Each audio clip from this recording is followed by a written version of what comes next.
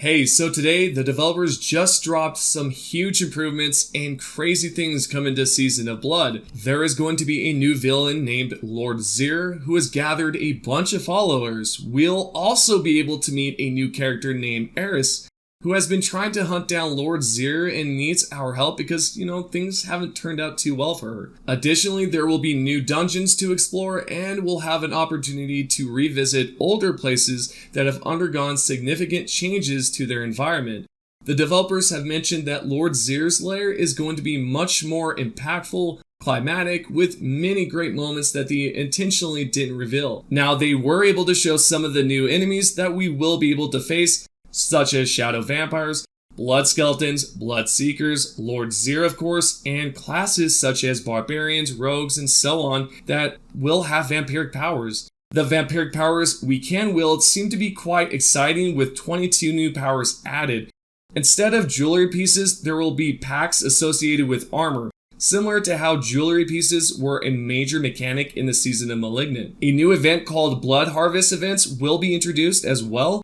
If you're curious about the difference between Hell Tides and Blood Harvest event, the new event will allow you to earn items such as blood lures to bait blood seekers and earn vampiric keys to open up vampiric caches.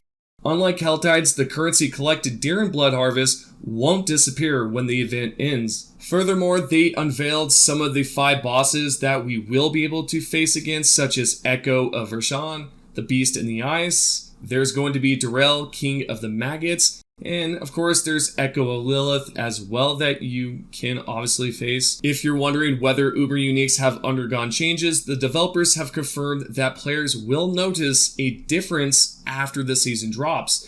There should be a higher drop rate for Uber Unique items, and each boss will have a specific loot drops for their uniques and legendaries. Additionally, there's a chance of cosmetics dropping when defeating the specific boss, which is awesome. I always appreciate those cosmetics. It just gives an extra feel to the game. Then towards quality life updates. The first significant improvement here is aimed at hardcore players, addressing the issue of survivability during disconnection. Scrolls of escape will now be consumed if a player experiences a disconnection in the game, teleporting them to a safer locations. Next, instances will now grant an experience bonus, and this buff will persist even if your character dies. Also, experience will now be multiplicative, so that's something to look forward to because it now will scale with the world tier bonus. Continuing along here, there are various town and vendor improvements, such as they've unlocked 10 waypoints to skip campaign, with 2 in each zone. Occultists have set up shop right next to the Tree of Whispers. Stashes have been added to small towns with waypoints, and additional stashes have been placed in capital cities near important vendors. Additionally, purveyors of curiosity have established shops closer to town centers. Mounts have received better responsiveness, allowing them to navigate certain parts of the map without slowdowns. Jumping over gaps have become easier, and speed has been increased by 14%, while the top speeds remain unchanged. Achieving full speed on PC has been improved. While traveling, you can use spurs to break through barricades, and its duration has also been increased to 50%.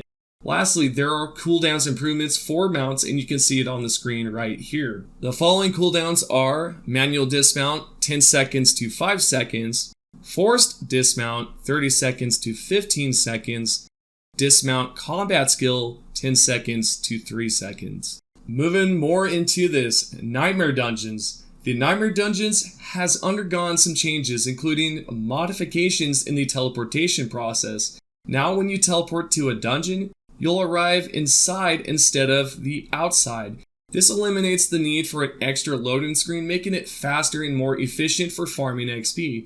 Events within the dungeons have seen an increase in monster density, and NPCs will no longer be one-shot later in world tiers. They've also made some significant changes towards CC. One of the most frustrating issues was crowd control.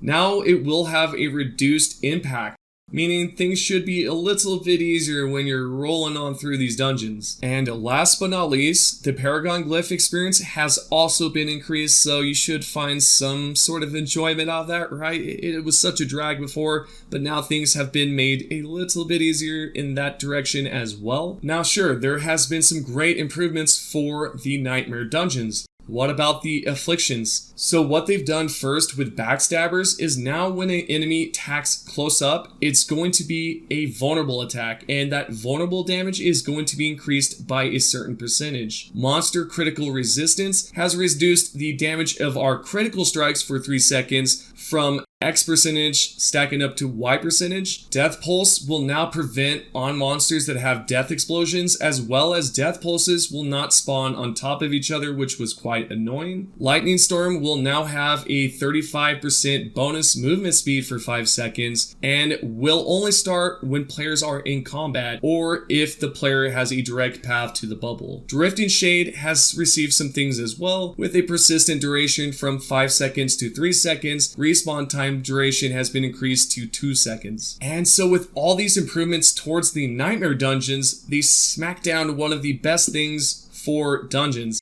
and that is they've completely removed objectives. This means you can hop into the dungeon, go straight towards the boss, enjoy all that beautiful XP, and not have to go after a single objective. There are of course events that you can participate in. If that's something that you want to, you definitely can. If you're wondering as to what they've done specifically, of course it sounds self-explanatory, right? They've reduced the objectives. But what they've done specifically is they've redesigned a good portion of the dungeons. They have mentioned that additional changes have been made towards these layouts, but have also limited the backtracking while preventing the dungeon from feeling too linear, which it makes sense, right? And let's go on and talk about some more huge improvements. World events is something that has always been talked about in the last few months, and here it is. Legion events will now have a reduced time, so 30 minutes to 25 minutes, and there will be a warning timer increase from 5 minutes to 10 minutes. They've also fixed some various issues with the Legion events and all that.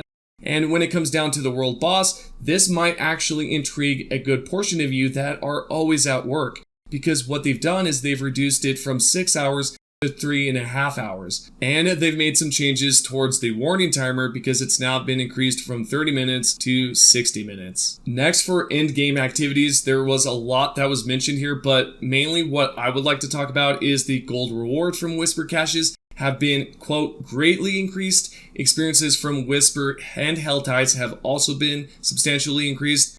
Whisper caches adhere to the item slot of the cache, and Helltide chests now have a specific icon on the map to indicate their type. And last but not least here, I want to talk about the UI and UX, because what they've done is they've implemented the good old search filter option. So you can filter through things, you can search it, you can pretty much go through your whole entire inventory or stash box and be able to really just sort through it and know what you want and what you do not want to pick out of it. And I think this is something that obviously a lot of us have been really pushing for, and they've now implemented it. Also, the gold reward from Whisper caches have been greatly increased, and not only that, the experience from both Helltides and Whispers has been substantially increased, which is pretty cool. And then moving on, they've also talked about much more things like dungeon map tooltips and combat tags and just auto run and just various things that I just felt like it was not worth mentioning. But of course, gems will no longer be in your stash bag or whatever you want to call it. It will now be sent towards the material tab, which obviously is another thing that we've been pushing for. And so there's so many great changes coming towards Season of Blood. And so with that being said, I'm interested in what you all think about all of this. Do you think it's going to be a great season? They've also revealed some of the Season 2 items briefly, but not too much. And I think overall this thing is just going to be solid. Hope you guys have enjoyed the video. If you have any questions, comment down below as well. And with that being said, thank you all for the support and see you all on the next video.